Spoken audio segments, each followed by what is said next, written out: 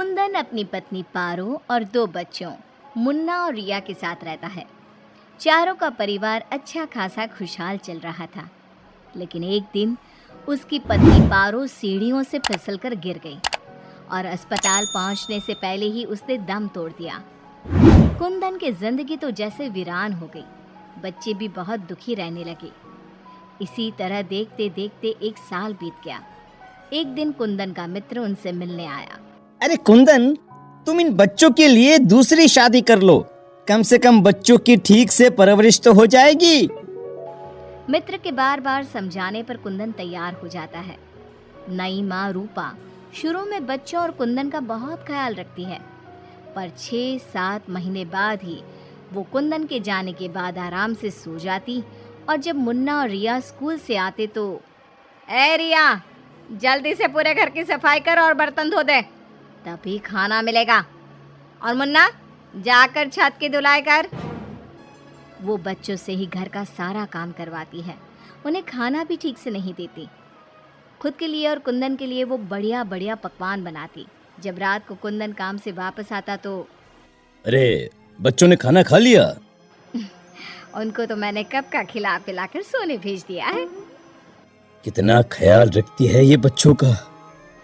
एक दिन जब रूपा सो रही थी, मुन्ना देखता है कि रसोई की अलमारी में मिठाई रखी है, लेकिन वो वहां तक पहुंच नहीं पाता।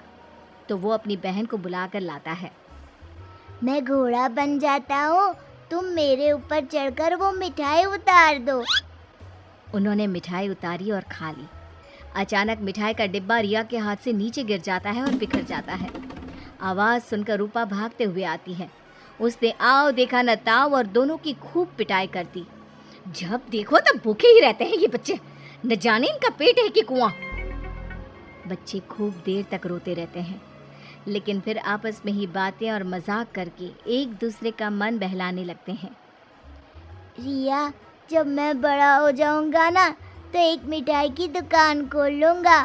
पहले हम लोग खूब सारी मिठाइयाँ खाएंगे और फिर बेचेंगे। मुन्ना, मेरी तो शादी हो जाएगी, तुम अकेले ही सारी मिठाइयाँ खाओगे ना? अरे हाँ रे, तब तक तो मेरी भी शादी हो जाएगी। कुंदन जब घर आता है तब उसकी माँ बच्चों की खूब शिकायत करती है। अरे बच्चों, तुम्हारी माँ तुम्हारा कितना ध्यान रखती है, आखिर क्या कमी है तुम दोनों को? पिताजी, उनकी बात पूरी भी नहीं हो पाती कि हाँ हाँ कह दो कि मैं तुम्हें खाना नहीं देती, सारे दिन घर के काम करवाती हूँ, कह दो ना। मुन्ना चुपचाप खड़ा रहता है। अब तो हम दोनों को पिताजी से बात भी नहीं करने देती। नहीं माँ। मुन्ना और रिया बहुत दुखी होते हैं। रात को इन बच्चों ने नाक में दम कर दिया है, तुम इन्हें लेकर जाओ और कहीं जंगल में छोड़कर आओ।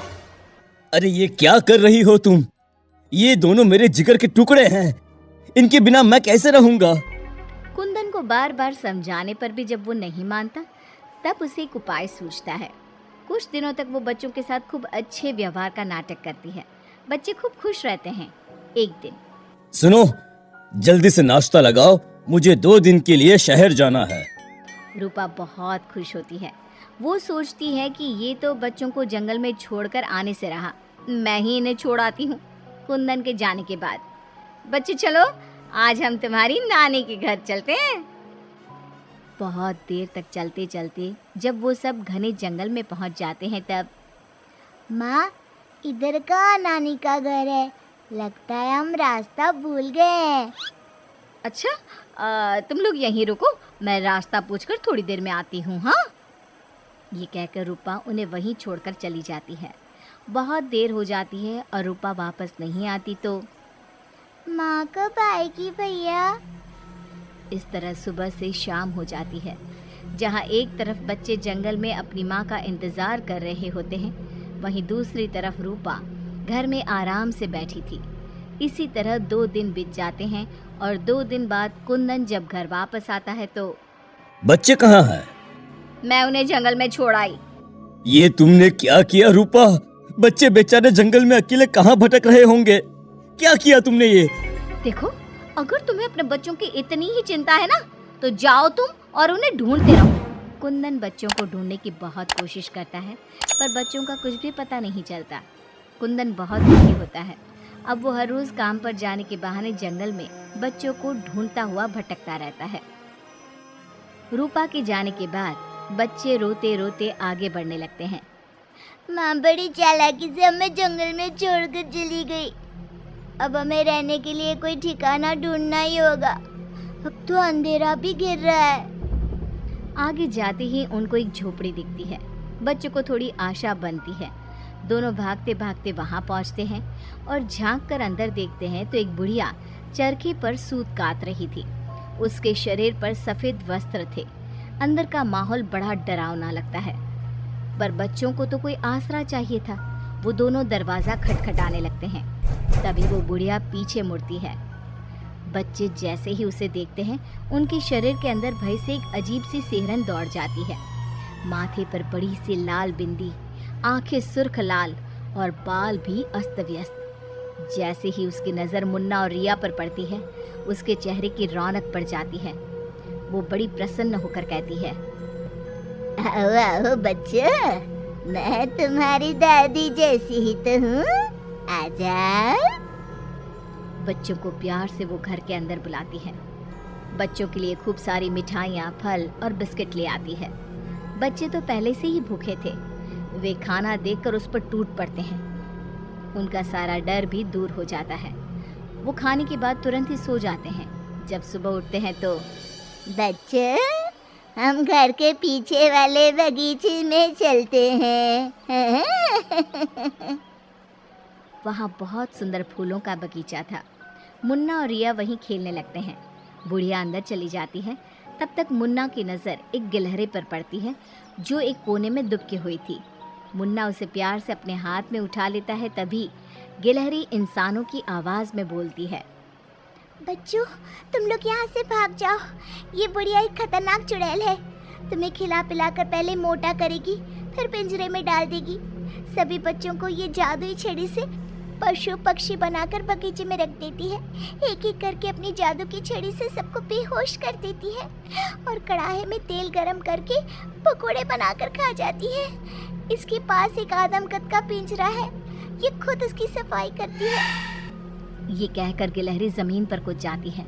जब दोनों घर में जाते हैं तो देखते हैं कि बुढ़िया पिंजरे की सफाई कर रही थी और उसके मुंह पर खून लगा था। बच्चों को देखते ही अपना मुंह पोंछने लगती है वो। रिया चारों तरफ जादू की छड़ी ढूंढने के लिए नजर दौड़ाने लगती है। अचानक उसे जादू की छड़ी दिखाई देती है और वो दोनों लपट कर वो छड़ी उठा लेते हैं। जादुई छड़ी, पिंजरा बंद कर दो। पिंजरा बंद हो जाता है।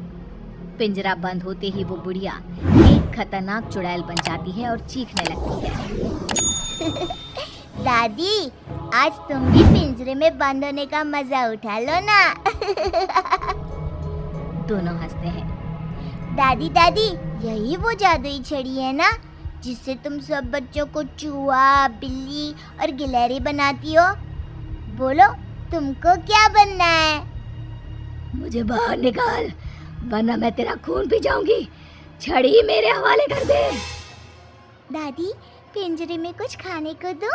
ये लो, तब तक आम की गुठलियां चूसो। इनमें अभी भी बहुत रस बचा है। दोनों आम की ढेर सारी गुठलियां पिंजरे में फेंक देते हैं। एक बार मैं बाहर आ जाऊं ना, तुम दोनों के पकोड़े बनाकर चबा जाऊंगी। जे काली कलकत्ते वाली, तेरा वचन न जाए खाली। जादुई छड़ी, इस चुड़ैल को मछली बना दो। जादुई छड़ी, एक बड़े से कढ़ाई में तेल गरम कर दो। जादुई छड़ी चुड़ैल को मछली बना देती है। दोनों उसे उठाकर एक बाल्टी में डाल देते हैं। कढ़ाई में तेल गरम हो रहा होता है। मुन्ना और रिया दौड़कर बगीचे में जाते हैं। वहाँ बहुत सारे जानवर और पक्षी होते हैं। जादुई छड़ी, इन सारे लोगों को इनके असली रूप में बदल दो। तभी सारे जानवर और पक्षी बच्चों में बदल जाते हैं। सब कमरे में आ जाते हैं। हमें इस चुड़ैल ने बहुत तड़पाया है, चलो आज इसको मजा चखाते हैं। जादुई छड़ी, इस चुड़ैल को पिंजरे में डालकर फिर चुड़ैल बना दो। पिंजरे में कैद होकर चुड़ैल फिर चिल्लाने लगती है, ये सारे के सारे शैतान कैसे यहाँ आ गए? जैसे तुम पिंजरे में बंद हो गई वैसे ही हम सब भी यहाँ आ गए।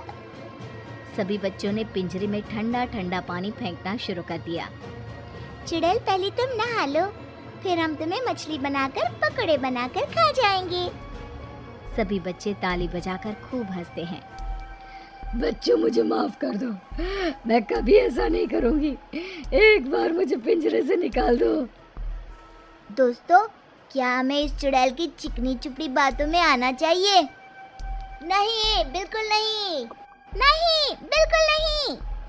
मुन्ना जोर से छड़ी फटकारता है। जादुई छड़ी, इस चुड़ैल को मछली बनाकर कढ़ाई में डाल दो। मछली की कढ़ाई में गिरते ही बहुत तेज आवाज होती है, जैसे कहीं बिजली चमकी हो। सभी बच्चे डरकर एक दूसरे से चिपक जाते हैं। मछली का आकार बहुत बड़ी सी चुड़ैल का हो जाता है। वो बार बार कढ़ाई से निकलने की कोशिश करती है।